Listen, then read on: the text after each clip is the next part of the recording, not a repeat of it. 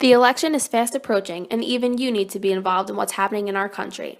We're going to explain the electoral process, or in other words, how one person becomes the President of the United States. The presidential election happens every 4 years on Election Day. Election Day is the first Tuesday after the first Monday in November. The election process begins with the primary elections. Primary elections are when the two parties or groups of people in the United States pick one person to represent them in the election and run to become president. A political party is an organized group of people with similar political goals and opinions. Their goal is to affect the way the public is run by getting their candidates elected as president.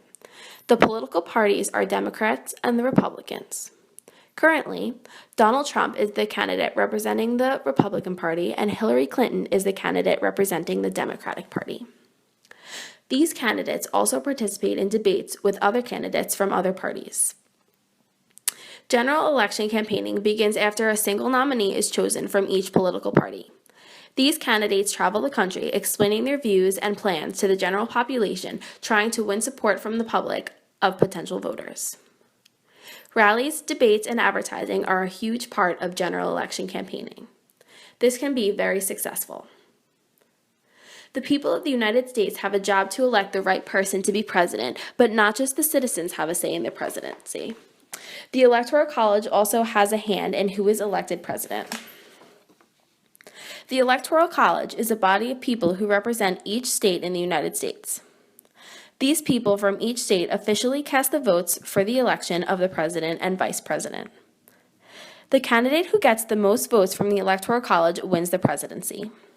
And usually, Democrats benefit from the Electoral College votes. The presidential election process follows a typical cycle. Spring of the year before the election, the candidates announce their intentions to run. In the summer of the year before an election, going through the spring of the election year, primary and caucus debates take place. January to June of the election year, states and parties hold primaries and caucuses. July to early September, parties hold nominating conventions to choose their candidates. Through September and October, candidates participate in presidential debates. And in early November is Election Day. In December, the electors cast their votes in the Electoral College. And then, early January of the next calendar year, Congress counts the electoral votes. And on January 20th, finally, is Inauguration Day. On Inauguration Day, the Vice President-elect is sworn in first and repeats the same oath of office in use since 1884 as senators, representatives, and other federal employees.